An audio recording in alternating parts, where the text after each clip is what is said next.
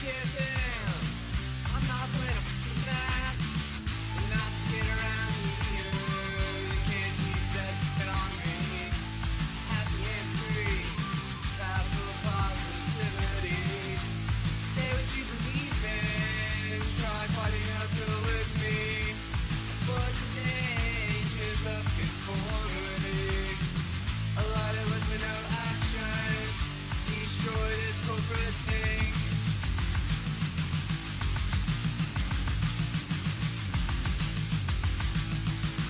A lot of us with no action. Destroy this corporate thing. Break your ancestors for the power you need. We're not gonna give them. I'm not wearing a mask. We're not scared around here. You can't use that on me. Happy and free. Powerful positivity. Say what you believe in. Try fighting uphill with me. Avoid the dangers of conformity. A lot of us with no action. Destroy this corporate thing. Pay your ancestors for the power you need. Pay your ancestors for the power you need. Pay your ancestors for the power you need. Pay your ancestors for the power you need. Pay your ancestors for the power you need.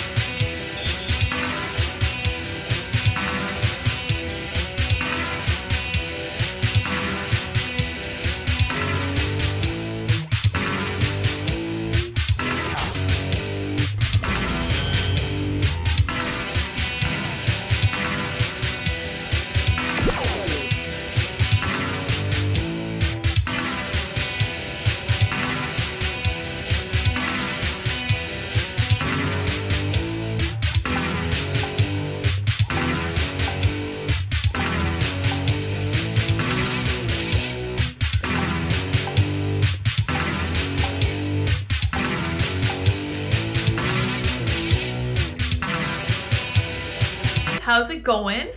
Good evening, everyone. Oh, this isn't quite right. How is everyone this evening? I'm having a great time. It's kind of cloudy outside. I'm so here for it. Today we had another doctor's appointment, which was, as always, super fun. We're going to have an echocardiogram. Next week, it's just a thrill a minute over here, and I am, as always, delighted. But whatever the baby needs, I'm happy to do. We're having a good time. This is going to be a pretty big baby, so I'm really curious what they decide to do with me. I have no idea what it looks like when your baby is bigger than expected. But I have heard it's kind of actually easier for bigger babies to be delivered. So we'll see what happens. Really kind of curious. I wasn't a big baby. Neither was Andy. I think I was 7 pounds and Andy was either 6 or 7 too. So, man, I don't know. I have no idea. But otherwise healthy, passed the glucose test, blood pressure looking good, and all that other stuff, all those silly little metrics they use to make sure you're on track. They just want me to eat more potassium. It does look like it's going to rain here. Lori notices that it is pouring rain here. It's not pouring rain here, but it also hasn't really rained for the day yet, so I'm looking forward to that. You guys will be here for that if it starts over the course of the show. Go ahead and look at the poll. Let's see what we've got so far. I asked the question, because we are not sharing the baby's gender. Are boys or girls scarier to raise in today's world? 53% said girls, 47% say boys. They both have unique challenges, right? So boys, you need to teach them the positive aspects of masculinity. You need to teach them that they're not toxic. Girls, you need to tell they're not the greatest thing on earth. So you need to kind of temper what society is telling both genders, and you need to protect them from all sorts of really, really nefarious, deceitful points of view, and give them the tools that they need to defend themselves against that kind of stuff. I felt like my parents did that well with me and my sisters. None of my parents' grandchildren have been born out of wedlock, which I think is a huge success in today's day and age. We were raised in like abstinence only mindset and that kind of thing. We were all homeschooled up to a certain point in our education, and all of us are very engaged with the world. We care about what happens in the culture, and different challenges for boys and different challenges for girls. But overall, I feel like 6 good people were introduced to the world by my parents' marriage, which, by the way, still the same marriage that started in 86 and will continue ostensibly forever. And they're still doing their own thing, still staying active. Good for them. They're into their 50s. Stuart says bananas are full of potassium, so I'm told. So let's see what happens with that. Bananas, sweet potatoes, regular potatoes, and lots of other sources. It doesn't sound too hard to incorporate. Andy says, retweet me, please. He's tweeting from my account again. What an imposter. Whisper says, our youngest head was way too big, or was too big, and needed a C-section, LOL. I don't mind if I need a C-section. I just don't want a vacuum or forceps, because that really hurts the baby's head. And I totally want to avoid that. Oh, Andy has this poll over on Twitter. I am streaming live. Poll, are boys or girls scarier to raise in today's world? 43.8% said boys, 56.3%. It's exactly the same on Twitter as it is over here on YouTube. That's crazy. Molly says, I have 2 boys, and the answer is absolutely girls. Interesting. But man, there are like unique challenges that come with raising boys. They're much more head on. They tackle things like through their forehead. My brothers are super, super stubborn, even more stubborn than I am, which is really saying something. Andy will tell you that I am remarkably stubborn. That comes from, I think, my father's side of the family. Not confrontational, very, very stubborn. It just depends very much down to the nature of your individual child. So we will have to see. All right, you guys, I'm going to start with this because I am constantly thinking about drinking water and trying to make sure I get enough. This is actually something that I almost did to myself a long time ago when I was still working at the rehab center. I want to say in 2018 or 2019. Indiana mom Ashley Summers dies from water toxicity after guzzling 4 16-ounce bottles in 20 minutes. Wow, that's horribly sad. And I think this really will shock people, but you actually can poison yourself by drinking too much water. And I think, if my recollection is correct, and we'll look at the explanation here in just a minute, but from my understanding, when you drink too much water, you will dilute the electrolytes that your heart needs to conduct electricity.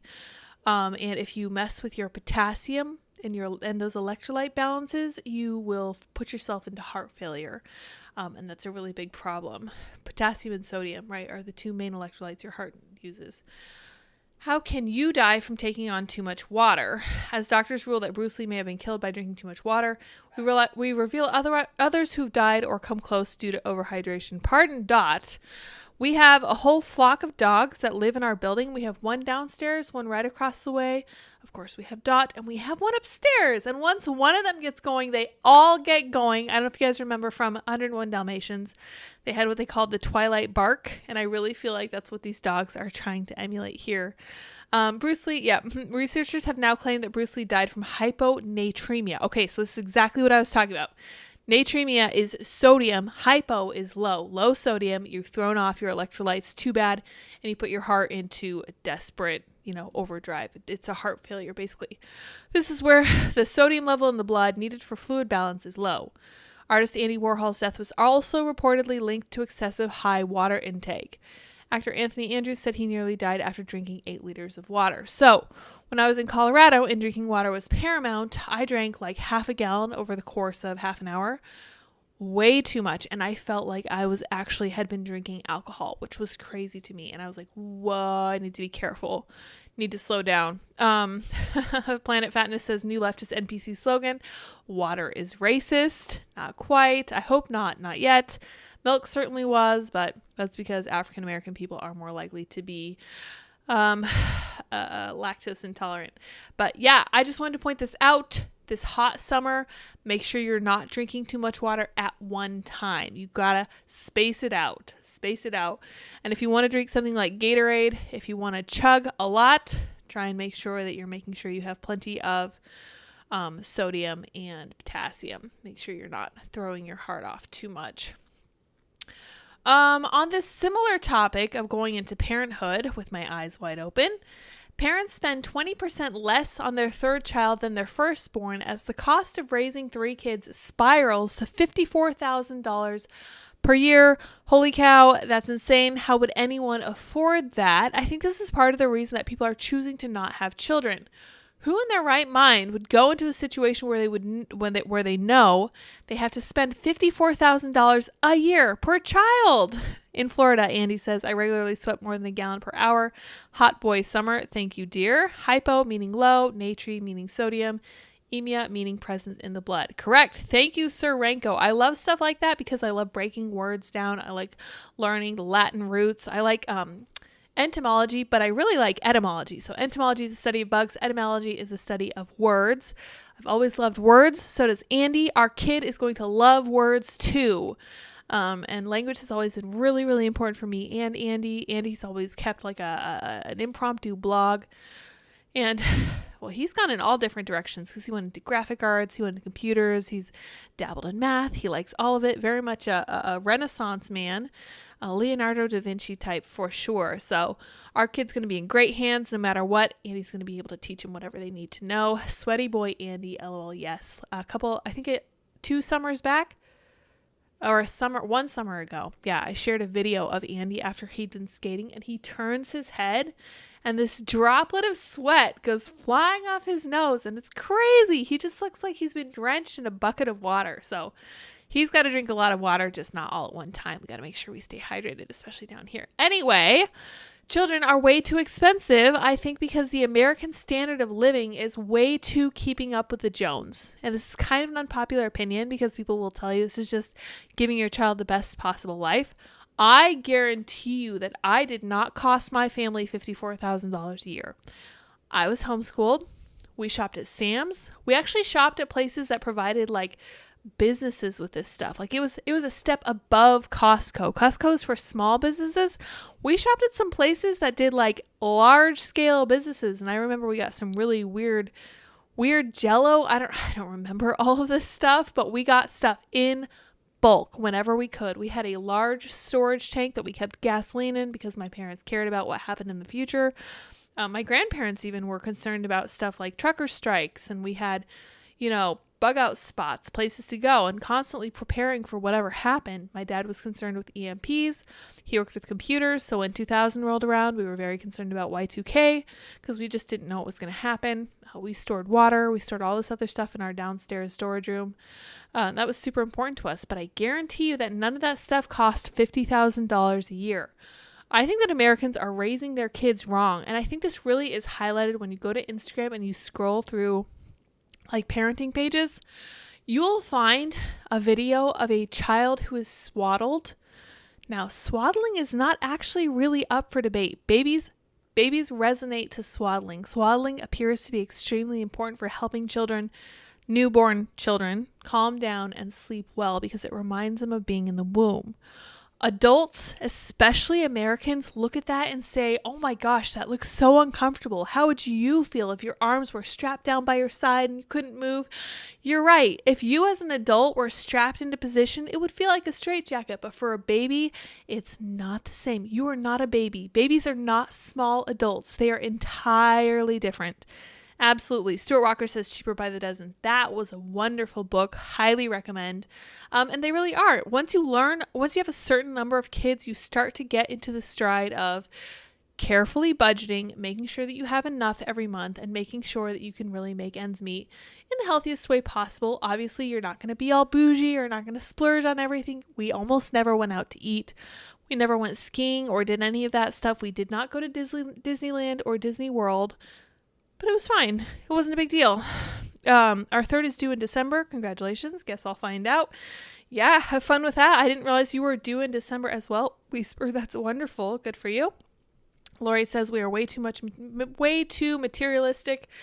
I agree. This seems insane to me. This is what turns people off from having kids, right?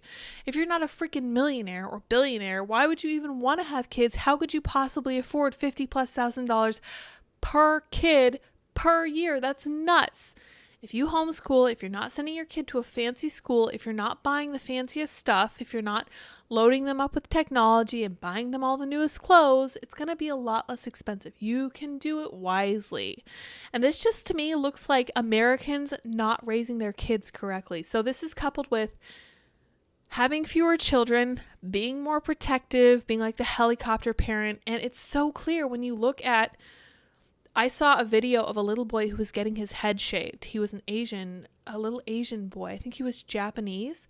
And they put him into a box, right? And that keeps his arms down. That exposes his head so his mom can shave his head really easily. He doesn't freak out. He's very happy with it. He's laughing and smiling, clearly engaged with it. And Americans jumped into the comment section and they're like, why are you doing this? Why would you shave your child's head? Because that's what they do in this entire 1/3 of the world that you have no clue what's going on over there. And you're jumping to judgment immediately because it's not exactly what you do in the U.S. I am not convinced the U.S. raises children right. Look at the quality of the adults we're putting out. We're not in good shape. We're going to try doing something a little bit different. We're probably going to take a large dose from my upbringing. Andy only had one sibling. I had 5.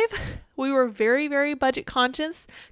My mom loved to shop, but she shopped at Goodwill, right? She'd shop at garage sales. She would get donations and all this other stuff. We wouldn't take donations, but we would go and find like the least expensive possible clothing. And that was fine for us. We thought it was really interesting.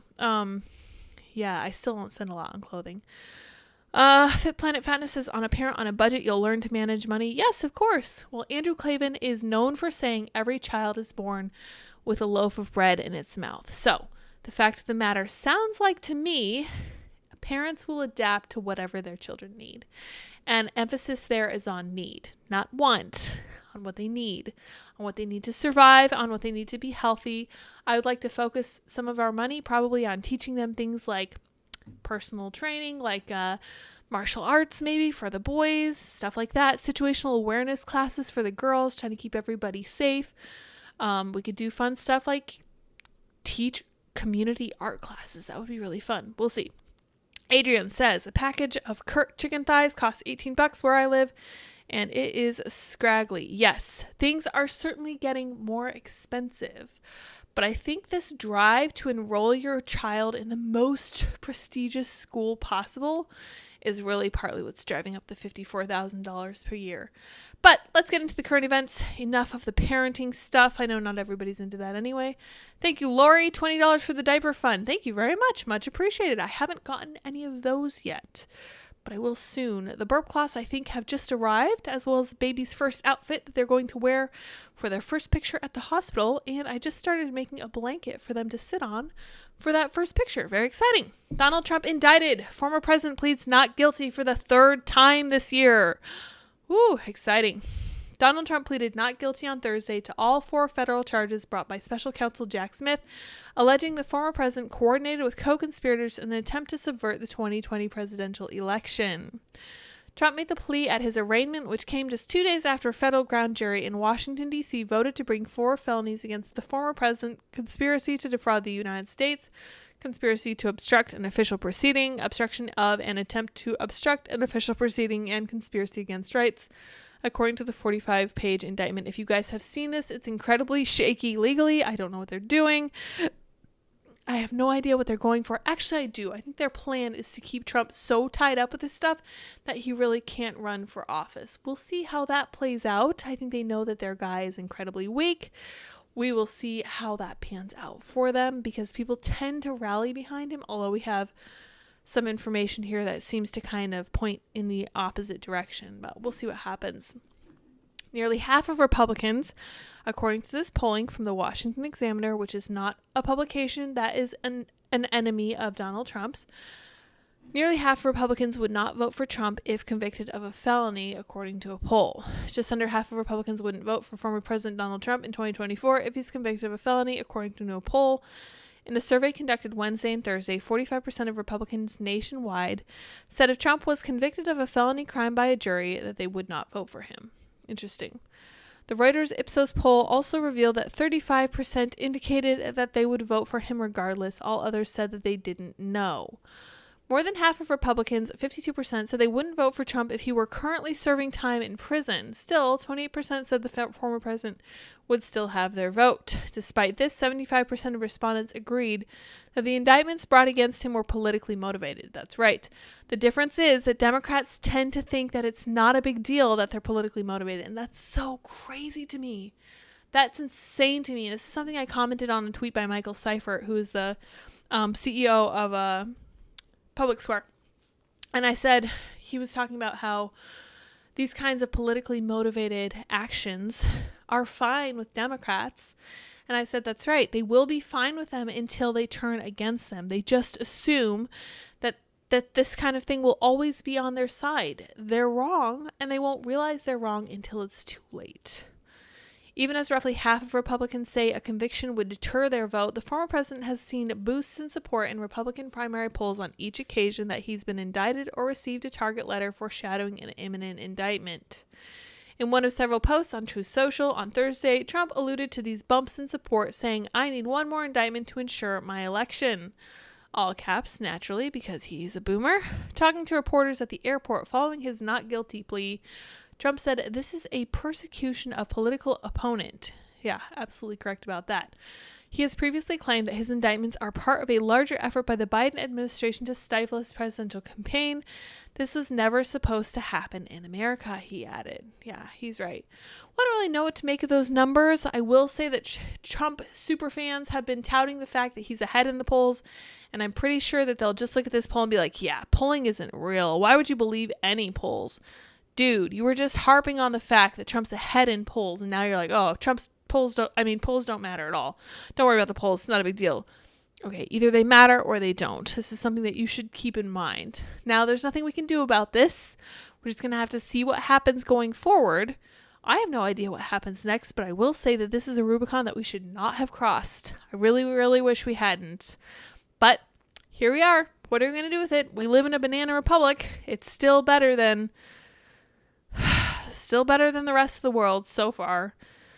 It's so hard to watch this happen because, as Elon Musk is constantly pointing out, there is nowhere else. People who have fled these communist countries point out too, there is nowhere else to go, right? This is it. This is the final hill. And I don't really know if we're going to be able to redeem it. But I guess at the end of the day, of course, we'll just have to see what happens. Now, there's only so much the individual can do when it comes down to something like this, but we will keep an eye on it, see what happens. I'm really curious what happens in 2024. I've always felt like politics is a bit of a blood sport. It's so interesting to watch. For me, it's interesting to keep tabs because I don't remember a lot, but for whatever reason, I do remember stuff like, oh my gosh, this is really, really interesting. Let me go back here and see if I can find this tweet. So, in 2019, Alexandra Pelosi said, "Nancy Pelosi will cut your head off and you won't even know you're bleeding." Right? That's a crazy thing to say, right? Wow, I wonder what happened. That's crazy. No one else would ever possibly say that, right? Okay, so then today, we come up with this article, insightful, from Esquire, saying Ronald, I don't know who Ronald DeSantis is, promised to start slitting throats on day one. Oh my gosh, what violent language. Who would say such a thing? I remembered Alexandra Pelosi saying that in 2019. And now that DeSantis is saying it, of course, obviously it's a huge deal. Whereas in 2019, it was very, yes, Queen Slay. And everybody was all on board for that. Yes, she's so great. She's such a tough female politician. I agree. She's a very tough female politician. I didn't really like that termage then. I don't really like it now. But if one side's going to use it, then I think both sides should be able to use it. But only one of these instances is making leftists clutch their pearls. Obviously, we know which it is. Stewart says, Trump president, Vivek VIP, Vivek president after Trump. Interesting. Rammy Swammy, says Andy. I love Rammy. I like Rammy Swammy. That's a great shortening. Boof says Nancy Pelosi once farted in an elevator and successfully convinced me that I did it. She is a very compelling politician for sure. I will give her that. I just thought this was so funny from Esquire. In fact, I went on to say 2 hours ago they were analyzing the coolness of the percentage of Ben Affleck's remaining smoked cigarettes. I am not joking. Look at this absolute nonsense. Also, they have 20,000-ish followers, and they got 2 likes on this tweet about Ron DeSantis. 2. Literally 2. Almost 420,000 followers on Twitter. 0. Less than 0 engagement. Holy cow. Let's scroll down a little bit more. The coolest stage of smoking a cigarette is when it's 20% smoked and hanging from your bottom lip. Like, what? They tweeted like 5 times talking about Ben Affleck cigarette. And I'm just like, why? What is wrong with you people? No wonder you have 0 interactions on Twitter. Nobody cares about this.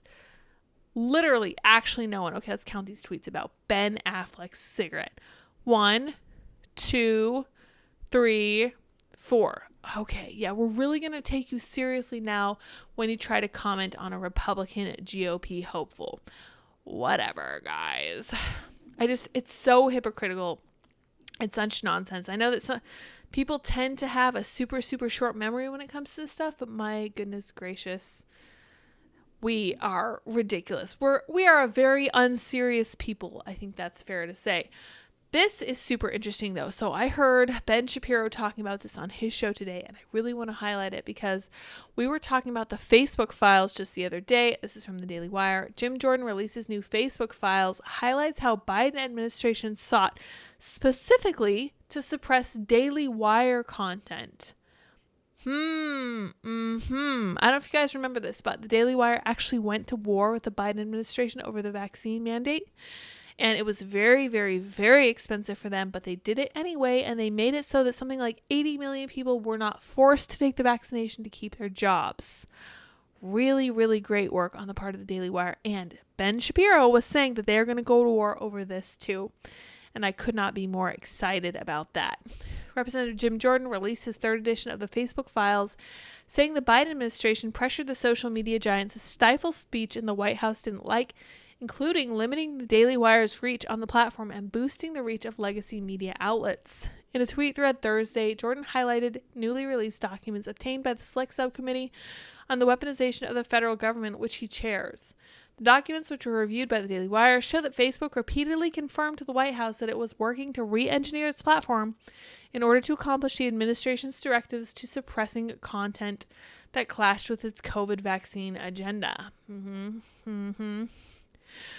Newly subpoenaed internal notes of meetings between Facebook executives and Biden admin officials reveal more about the links the Biden White House wanted to go to control true speech on Facebook, Jordan began. In 2021, the White House wanted to control what narratives and true content was posted on Facebook surrounding COVID. President Biden went so far as to say that Facebook was killing people for allowing certain statements to be published on the site. That's right.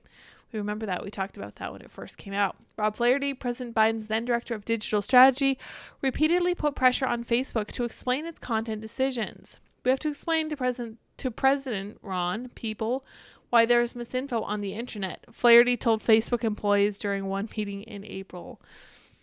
Wow.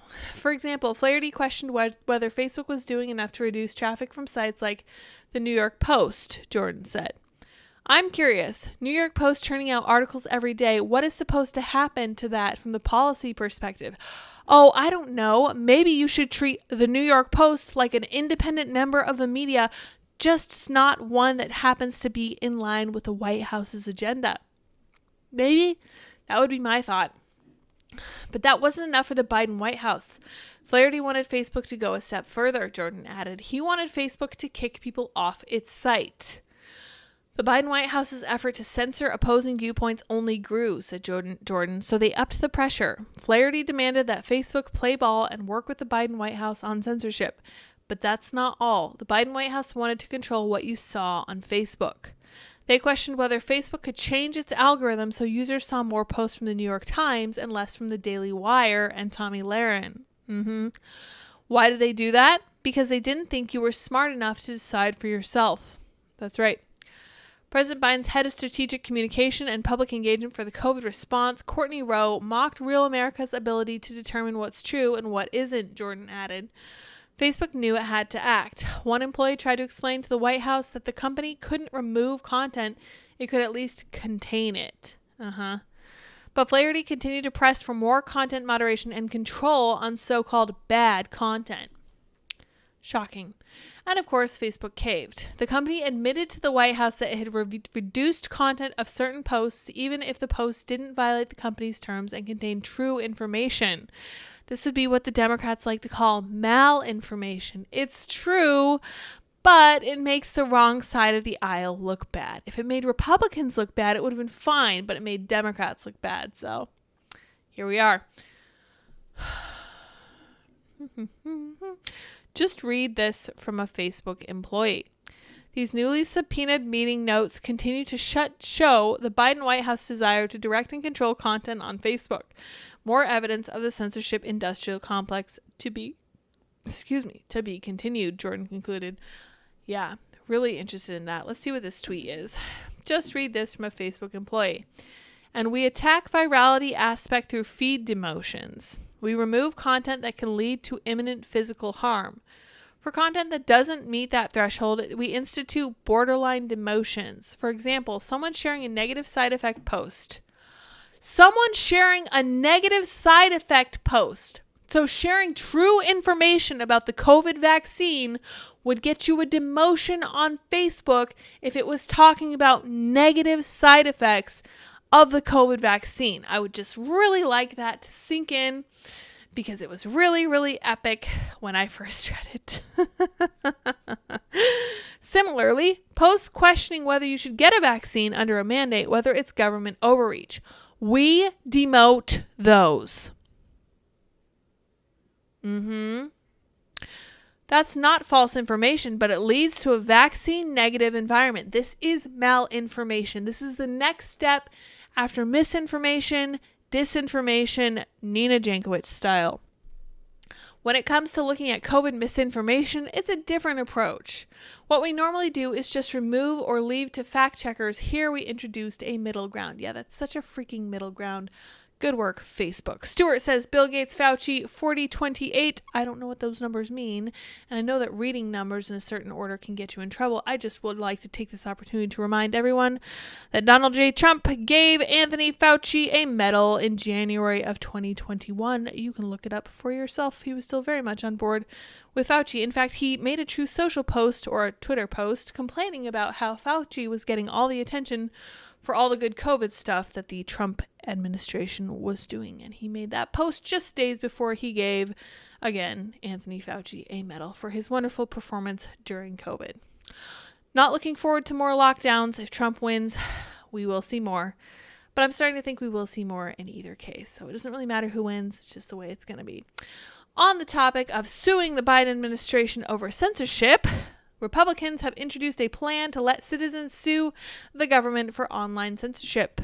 The pair's legislation follows a release of subpoenaed documents from Facebook showing the Biden administration pressured social media to censor or restrict disfavored content like anti-vaccine posts. That's exactly what we're just reading about. Missouri Republican Senator Eric Schmidt and North Carolina GOP Republican Dan Bishop have introduced a bill that would permit citizens to sue specific federal employees for unlawfully censoring them online. Fascinating. I would like to know more. Let's read more.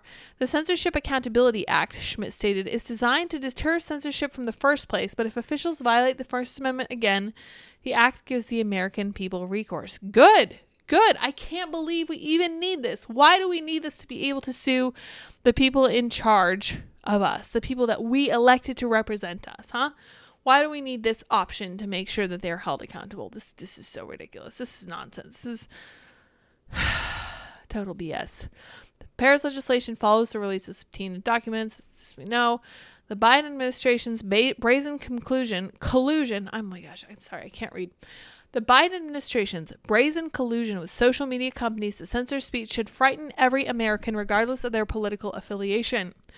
When I served as Missouri's Attorney General, I filed the landmark Missouri versus Biden lawsuit, which exposed all of this censorship. That's right. I remember that case. It's a great case. Now I'm taking action to ensure that it never happens again. This legislation would allow citizens to hold individual bureaucrats accountable if they collude with social media companies to censor speech. I've already filed legislation that would hold the social media companies accountable if they censor speech. Now I'm working to hold the federal government actors accountable. Good for him. Fantastic. I hear a lot of banging. I don't know if it's Andy or our upstairs neighbor. Sounds like someone's moving. Bishop, for his part, contended that the bill will finally allow Americans to sue federal employees who violate their First Amendment rights. The censorship industrial complex should no longer be allowed to operate with impunity, and those who seek to destroy the freedom of speech should have to answer for it in a court of law. House Judiciary Committee Chairman Jim Jordan last week posted many of the documents he obtained, which included communications between Meta officials and Biden admin personnel and advisors. In summer 2021, the White House was mounting a nationwide push for Americans to get vaccinated for COVID-19. Part of that push included a public and secret campaign to get Facebook to more aggressively police vaccine-related content, including true information.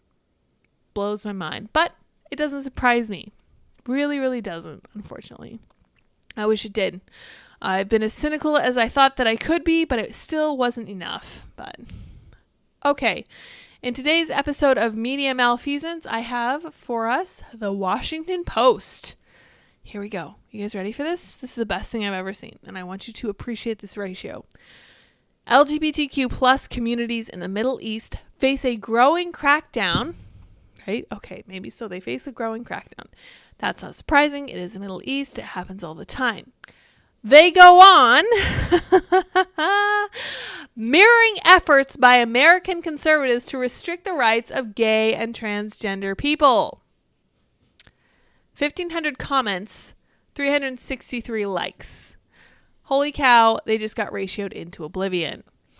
I commented what somebody on my Instagram commented, quote, "They are throwing them off rooftops. We are telling them they can't show kids porn. We are not the same. We absolutely are not. What's happening in the U.S. is nothing like what's happening in the Middle East. Not at all. Not even close. And it's frankly stunning, the Washington Post's apparent analysis of the American thinker, because only a complete elite would look at the American people and say, yes, I bet they'll believe that the Middle East is copying the American right. This is a new thing. Pretty sure that the Middle East has held these views since the 7th century. Don't want to push it too far, but I think that's the case for sure. The other thing I want to highlight today, this made me cringe myself into a coma. Holy cow. Physically painful. I said, what emotions does this make you feel? I cannot verbalize it, but it's very strong and I don't like it. Here we have a video from Joe Biden, who's saying a cup of Joe never tasted better.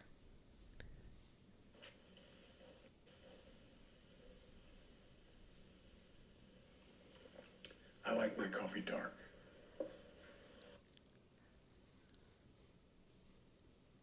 I don't know if that's cringe, or it's pity, or it's just revulsion because I shouldn't have to hear someone gulp their own coffee, or the fact that he's such a bad actor, or the fact that they thought this was a good idea to put out, or the fact that the White House is literally selling coffee now, because holy crap, they actually are. They actually are selling coffee, and I don't know what to do with this information. Like, legit. I'm having a hard time parsing this. So I said to Anders, who initially posted this, his comment was, "It's the gulp for me." Yeah, absolutely. I said, "You are legally responsible for the emotions this has inflicted on me." He said, "I will never financially recover from this." Yes, correct. This is absolute insanity. Oh my gosh. So this went on the Biden administration's TikTok, which of course they have a TikTok, because why wouldn't they? Because they are almost literally in bed with China at this point. Holy cow. They also put it on his Twitter, which I guess we're going to have to look that up now. Makes me uncomfortable to have to do so, but I hated it just as much there as I hated it here. Let's see, Joe Biden, I guess that's it, blah, blah, blah. Yeah, cup of Joe never tasted better. Grab yours, joe.link/dark roast. I like my coffee dark. He's so cool. Oh, my Lanta. All of these comments are just like, Joe, you should retire. And my comment was, excuse me. And I took this article that says, is coffee racist? How drinking coffee perpetuates white supremacy. Okay, Biden administration, your play. You need to decide now if you're going to be full social. I just can't look away. It's like watching a train wreck. Oh my gosh. I'm having nightmares of aliens actually showing up and us just being like, and them being like, okay, take us to your leader. And we're just like, no, we're not going to take you to our leader. It's way too embarrassing. Absolutely not. We don't have a leader actually. And, you should probably go home because, this is so embarrassing. I would literally rather die in a fiery shootout with aliens than tell you who our leader actually is because, oh my gosh, 4 more years of this. If Republicans can't get their act together enough to beat this guy, this venal corpse, we need to find a way to beat him because if we don't, I think I'm going to lose it. Oh, holy cow. Anyway, I digress. That's enough of that. I've cringed myself to death. Let's move on to this one. The Daily Mail talking about how Ron DeSantis says he will start being violent on his first day in office to try to get rid of the deep state in D.C. DeSantis also said at a New Hampshire event that Mexican drug cartels would be shot stone cold dead. Damning Trump memo says rivals' campaign is marred by idiocy. Interesting. A Ron DeSantis administration would begin with a bureaucratic bloodbath, the Florida governor vowed, using language that had some potential supporters feeling queasy. Well, clutch your pearls harder, because if the option is this or a man who's actually convicted of a felony, you're going to have to decide what you're going to go for. DeSantis, who's down in the polls, blah, blah, blah. We trust these polls. These polls are accurate, remember, for your Trump supporter. That came after a pledge about cracking down on Mexican drug cartels. Okay, DeSantis is used to rolling out tough rhetoric as he battles woke politics. We're going to make sure that the woke agenda ends up in the dustbin of history, he said. Oh, that's such tough rhetoric. Oh my gosh, I'm cringing myself. Not sure if I can support this man. At least one attendee was put off by the language. Well, of course, we have pearls to clutch. Why would we take anything seriously? And then they move on to talking about Trump facing his 3rd criminal indictment. So who do you really want it to be? You want it to be a guy who's taking the deep state seriously, or you want it to be the guy who's facing his 3rd indictment? I mean, whatever. The Trump camp continues to try to cast DeSantis as awkward and exploit campaign missteps. Days ago, he posted a meme of DeSantis wiping his nose in slow motion. The clip featured the song "One of These Things Is Not Like the Other." This came after an unflattering Daily Beast story reporting that DeSantis allegedly ate with his fingers, which I would like to highlight the Trump camp absolutely seized on. They had a field day with it. It was like they were actually working for the Daily Beast, which is probably one of the weirder things I've ever seen Trump supporters do. I was under the impression that it was all fake news and all this other stuff, but I guess I was wrong since they were saying things that Team Trump agreed with, so they were pushing it hard. But this isn't the only big news to come out about DeSantis. This is boring fluff. This is nothing interesting. This is interesting. DeSantis agrees to debate Gavin Newsom. Just tell me when and where. Florida Governor Ron DeSantis agreed to debate California Governor Newsom to highlight the differences in governing between the Sunshine State and the Golden State. I'm game. Let's get it done. Just tell me when and where. We'll do it, DeSantis said Wednesday on Hannity. The GOP presidential candidate said the debate between California and Florida has in a way already been settled by voters and residents who fled Newsom State and moved to Florida. That is difficult to contest. Florida has been the number 1 state for net in-migration. We have the number 1 ranked economy, or number 1 now in education, crime rate at a 50-year low. But in another sense, this is the debate of the future of our country because you have people like Joe Biden. They would love to see the Californication of the United States. Correct. He added that if the nation follows Democrats' Californication vision for the country, American decline would be accelerated. Can anyone in any camp say that that's not true? Pretty sure they can't. Even the biggest Trump fan will agree that this is 100% going to be the case. Newsom accepted host Sean Hannity's invitation in June to debate the Florida governor on a variety of different topics, even calling for a 3-hour debate between the two. An aide for the California governor told Politico that DeSantis should put up or shut up. Anything else is just games. Well, here he is, aide. We're going to make it happen. Aides from California, what can I say? Newsom has sparred with DeSantis in recent months over the presidential candidate's stance on migrants, education, and gun rights. Indeed, he has. Thank you, Stuart. So Biden sells mushrooms, tea, and DeSantis sells edibles. LOL. Sure enough. And he says, ketchup with steak. I'm not sure what you're referring to there, dear. Sorry, I think my chat froze up immensely. Sorry about that. DeSantis hit back at the former mayor of San Francisco, daring him to run for president in 2024 and challenge President Biden for the Democrat nomination. Stop pussyfooting around, the Florida governor said. I love this. I think this is fantastic. I want DeSantis to go for the jugular. I want Newsom to show us what he's really all about, because I think we already know. Because you can literally look at his state, and that should tell you everything you need to know about him as a human being and as a politician. He's a nasty piece of work.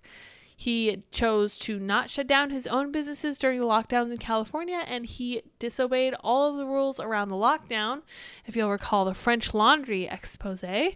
And in Florida, there was no such lockdown at all. In fact, Ron DeSantis pretty much went to war with everyone over keeping Florida open, and he managed to make it happen.